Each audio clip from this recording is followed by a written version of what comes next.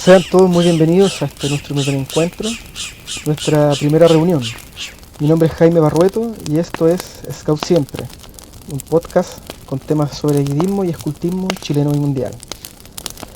Nuestro primer capítulo tratará sobre los orígenes y el contexto del nacimiento del escultismo no solamente en Chile, sino que también en Inglaterra, cuna del movimiento Guía y Scout. Hay piedras angulares en nuestro movimiento, las cuales vamos a repasar y profundizar hoy. Movimiento, cabe mencionar que actualmente tiene una total presencia internacional, contando con organizaciones en más de 180 países. Muchos de nosotros conocerán algunos detalles de la historia personal de nuestro fundador, Robert Baden-Powell, quien fue parte del ejército británico desde su juventud, alcanzando el grado de teniente general hacia su retiro. Baden-Powell es un hijo de su tiempo, pues no solamente fue parte del ejército imperial de la corona en tiempos de amplísima actividad, sino que también fue permeable a las grandes preocupaciones de la Inglaterra de principios del siglo XX. Para el Reino Unido, la llegada del nuevo siglo significó no solo un cambio de folio, sino que la muerte de la reina Victoria, quien fuera su monarca por 63 años. Durante su reinado, se fortaleció la imagen del imperio y de una realeza altamente moralista, matriarcal y poderosa. Por otra parte, fue también el desarrollo de la Inglaterra industrial que estuvo a la vanguardia europea. Esto trajo de la mano una fuerte inequidad social, llegando al nuevo siglo con un potente movimiento de lucha sindical y obrera. A la muerte de la reina Victoria, le sucedió en el trono su hijo, el rey Eduardo VII, quien impuso un estilo muy distinto a su predecesora, donde el desarrollo cultural y artístico fueron importantísimos. Hubo una suerte de vuelta a un romanticismo nostálgico en el conjunto de la sociedad, que puso problemáticas antes invisibles para la opinión pública inglesa, como fue el problema de la infancia y la juventud. Cabe mencionar que hasta hace unos 100 años atrás, recién se estaba profundizando en el estudio de la adolescencia y su desarrollo. Antes de eso, no había una etapa de transición entre infancia y juventud, y por lo mismo, poca atención tenía este segmento etario. Con este complejo contexto, aparecen las primeras organizaciones preocupadas de los jóvenes y niños, o bien se fortalecieron algunas ya existentes. Por ejemplo, la YMCA, fundada hacia mediados del siglo XIX, y la Boy Brigade, fundada a fines de la década de 1880. Trataban, ambas organizaciones, de hacerse cargo de la crisis moral que aquejaba a la sociedad, producto de la vorágine generada por la industrialización, la expansión imperialista y la precarización de los sectores medios y bajos en las zonas urbanizadas. Baden-Powell no fue ajeno a esto y, como todo hombre afecto a la socialización y al ser humano, previó también la urgencia de hacer algo por los jóvenes ingleses. Por su parte, y para entrar de lleno a los antecedentes personales del fundador, hay que mencionar tres hitos fundamentales. En primer lugar, el sitio de la ciudad sudafricana de Mafeking. En segundo lugar, el campamento experimental de Brownsea y por último, la publicación de Scouting for Boys. Inglaterra, a fines del siglo XIX, se encontraba en plena expansión de su imperio, mayoritariamente en el continente africano, continente bastante golpeado por parte de las grandes naciones europeas en lo que es llamado por los historiadores como la repartición de África. Italia, Francia, Holanda y el Reino Unido, entre otros, anexando territorios y naciones sin mucha resistencia. Todas estas naciones imperiales, influenciadas por el antiguo Imperio Romano, se vieron envueltas en variadas ocasiones en conflictos por dichas tierras, conflictos bélicos en los cuales arrastraron también a los pueblos originarios.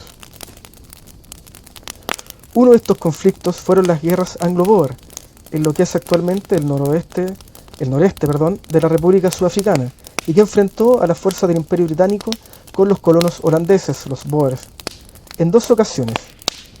Primero en 1880 y 1881, y luego en 1899 y el año 1900. En este último periodo, llamado la Segunda Guerra Boer, tuvieron lugar los sitios a las ciudades de Ladysmith, Kimberley y Mafeking, también llamada Mafeking. Mafeking estaba al mando del entonces coronel Baden-Powell, quien organizó la defensa de la ciudad. Debido a la poca reserva militar, no más de 1000 hombres armados o con instrucción militar, el jefe del Estado Mayor y segundo al mando, Sir Edward Cecil, creó el cuerpo de cadetes, los cuales se encargaron de tareas menores como trámites, mandados y el correo, liberando así a los hombres de armas para la defensa efectiva de la ciudad. Quisiera mencionar el hecho de, como se hicieron cargo del correo, se creó un diseño de estampilla con un muchacho en bicicleta, símbolo representativo de los cadetes de Mafeking. Esta experiencia de trabajar con jóvenes, y con buenos resultados, fue aprovechada por Baden-Powell en el futuro, pues pudo comprobar empíricamente que cuando a un adolescente se le entregaba una responsabilidad, se confiaba en sus propias capacidades, aquel muchacho haría todo lo que estuviera a su alcance por cumplirla y cumplirla bien. VP, Baden-Powell, venía trabajando esta idea desde los años de instrucción militar, cuando abogaba por una formación integral orientada al desarrollo de la personalidad, del carácter, en contraposición de la formación generalizada que, a modo de factoría, solo le importaba sacar cuadros preparados. En 1903, el coronel regresó a Inglaterra a seguir con las tareas propias de su cargo, pero sin abandonar las ideas que en él surgieron. Un par de años antes del término del sitio de Mafeking, y debido a sus responsabilidades como instructor militar, había escrito un manual que, traducido, llevó por nombre Guía de Exploración para los suboficiales y sus hombres. Con sorpresa, a su regreso a Londres, se enteró que aquel sencillo y práctico libro se había vuelto popular entre los escolares londinenses. Esto, sumado a su categoría de héroe nacional conferida por la opinión pública, le motivó a desarrollar en profundidad sus planteamientos educativos. Cercanos a él, entre ellos Sir William Smith, fundador de las Boy Brigade, y Arthur Pearson, periodista y fundador del Daily Press, le impulsaron a reescribir sus textos, pero esta vez orientados hacia el gran segmento de adolescentes de aquellos años. Es necesario mencionar que la cercanía de Baden-Powell con las Boy Brigade no fue como muchos libros y relatos han difundido. VP fue parte del directorio de la organización y un muy entusiasta colaborador. De hecho, en un comienzo, el proyecto que después se convirtió en Escultismo para Muchachos fue pensado para ser aplicado por las organizaciones ya existentes, entre ellas la YMCA y las Boys Brigade. En plena elaboración de aquel manual para jóvenes, llevó a cabo una experiencia para poner en práctica sus lineamientos. Es así como en agosto de 1907, con la ayuda de sus cercanos, realiza un campamento experimental de muchachos. En rigor, no fue el primer campamento scout, puesto que el escultismo como tal no existía, pero sí fue la primera piedra de lo que nos convoca hasta el día de hoy. Este campamento se efectuó en la pequeña isla de Brownsea, en la localidad de Poole, en Dorset, Inglaterra, y para que se hagan una idea, la isla de Brownsea no está en mar abierto, sino que en un seno, un cuerpo de agua interior muy grande, algo así como una bahía cerrada. Y para que puedan imaginarse también el tamaño de Brownsea, de la isla de Brownsea, es un poco más grande que el Parque Picarquín. El campamento en sí marcó las bases de las actividades guía y scout, el excursionismo, la observación de la naturaleza, un programa enfocado en los jóvenes con actividades físicas y competencias entre equipos, una enseñanza práctica a través del juego y la realización de talleres y el momento reflexivo en torno a una fogata al final de la jornada. Se trasladaron el 31 de julio hacia la zona, dando inicio al campamento el jueves 1 de agosto. Comento esto, pues es la razón, en homenaje al campamento de Brownsea, que se celebre todos los 1 de agosto el día del amanecer guía y scout. En aquella oportunidad, los 20 muchachos, todos entre los 11 y los 16 años, se organizaron en 4 patrullas, a saber, lobos, cuervos, toros y zarapitos. Este último nombre, debido a un error de traducción de la edición de Escultismo para Muchachos, realizada por el mexicano Dr. Jorge Núñez Prida, se conoció durante décadas con el nombre de chorlitos en nuestro idioma. La corrección y la traducción correcta, mejor dicho, es zarapitos, especie de ave costera que también podemos encontrar en nuestro país desde la zona centro hasta la zona de Puerto Montt y Chiloé. Volviendo al tema del campamento, este campamento experimental no es tan solo importantísimo y fundamental para el posterior desarrollo del guiismo escultismo, sino que también porque dio una razón de peso para la publicación de aquel manual de instrucción juvenil que Robert Baden-Powell venía elaborando. Antes de continuar con los puntos siguientes, debo detenerme en algunos antecedentes que sirvieron de influencia y base para lo que BP elaboró y profundizó a posteriori. Paralelamente a los cuestionamientos e ideas de Baden-Powell respecto a la gran tarea de educación juvenil en Inglaterra, en Estados Unidos hubieron otros prohombres en tareas similares. Me detendré solamente en dos. En 1905, el explorador e ilustrador Daniel Carter Beard fundó la organización Sons of Daniel Boone, los hijos de Daniel Boone, basado en las tradiciones de los pioneros en la conquista de los territorios en el siglo XIX, y pocos años antes, en 1902, el naturalista y también ilustrador Ernest Thompson Seton fundó los Woodcraft Indians, los indios de los bosques, basado en las tradiciones y la cultura de los pueblos originarios de Norteamérica.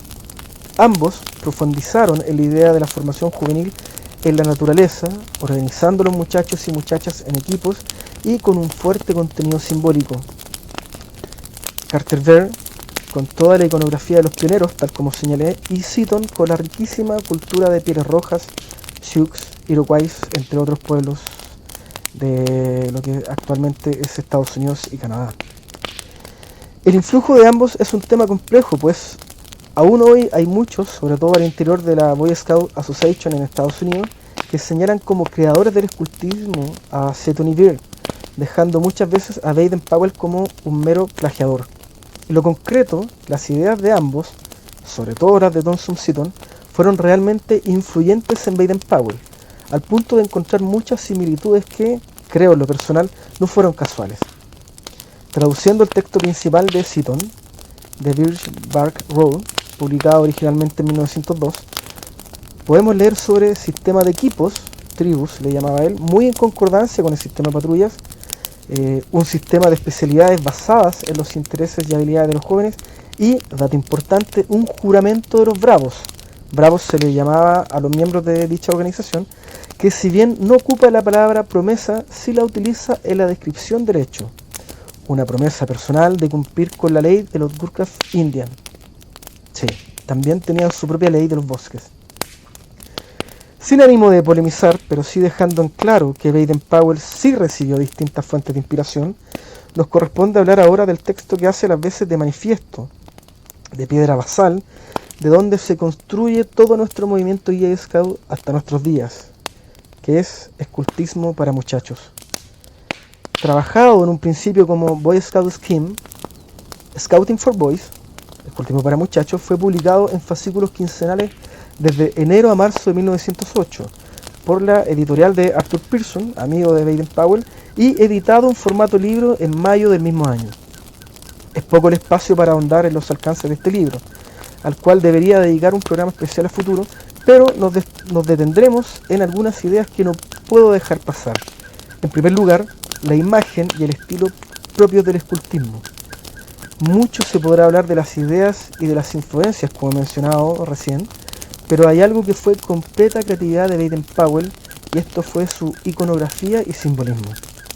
La flor de lis, que en inglés se le llama punta de flecha, el pañolín, el uniforme, lo caballeresco y la organización de los pequeños grupos en patrullas son características propias que se mantienen hasta hoy. Mención especial merecen la seña y el saludo scout.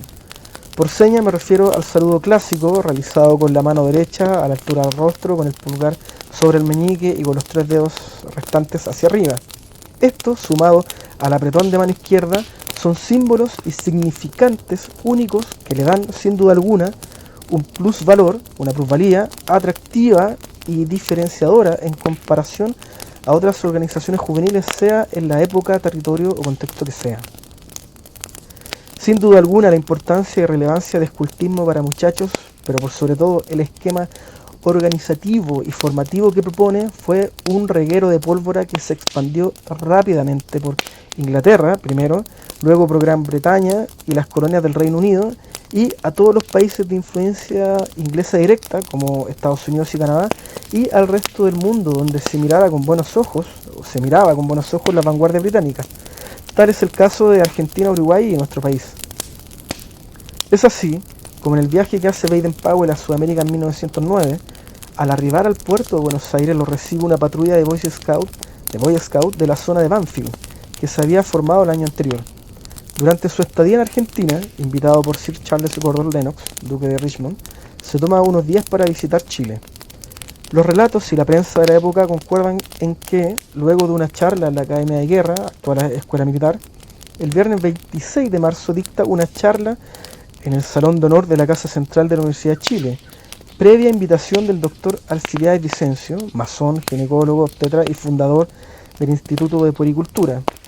El doctor Vicencio organizó esta charla en conjunto con el profesor Joaquín Cabezas, miembro del cuerpo docente del Instituto Nacional y fundador a su vez del Instituto de Educación Física y Manual.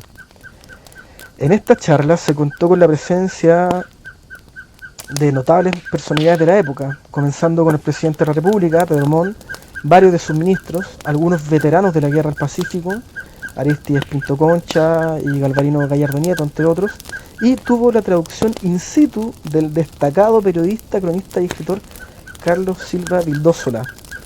Y cito las palabras de Gabriela Mistral, que en alguna oportunidad indicó a Silva como el maestro del periodismo chileno. Como verán, en aquella ocasión se contó con la presencia de la aristocracia política, académica y social de Santiago, lo que aseguró el éxito al llamado del doctor Vicencio y del profesor Cabezas de formar una brigada scout y además formar un directorio en pos de fundar una asociación scoutiva en nuestro país. Los primeros muchachos en aceptar el llamado a formar una brigada scout, lo que actualmente conocemos como tropa, fueron, entre otras instituciones educativas, alumnos del Instituto Nacional, del Internado Nacional, el actual Internado Nacional Barros Arana, y estudiantes de la Universidad de Chile. Luego de algunas reuniones previas, se organizó una primera excursión al Puente Los Morros, en el río Maipo, sector de San Bernardo, el 21 de mayo del mismo año. En aquella oportunidad, se dio por fundada la Asociación de Boy Scouts de Chile, presidida por el doctor Vicencio. La fecha fue escogida por la significación al sentimiento patrio, pues se conmemoraban 30 años del combate naval de Iquique. En la ocasión, el veterano de la guerra, Galvarino Gallardo Nieto, a quien ya mencioné, dio una charla sobre la gesta de Iquique y al regreso la comitiva, integrada por cerca de 300 personas, entre scout y personalidades de la naciente asociación, pasó a visitar a la viuda de Arturo Prat, la señora Carmela Carvajal. Acercándonos ya al final de esta, nuestra primera charla en torno al guidismo y al escultismo chileno y mundial, es necesario contar la historia de Demetrio Salas y la de Curia al centenario. Si bien celebramos cada 21 de mayo la fundación del escultismo en Chile, hay que ser justos con la memoria y el recuerdo y mencionar que ya en 1908 existían manifestaciones scout tanto en Chile como en Argentina.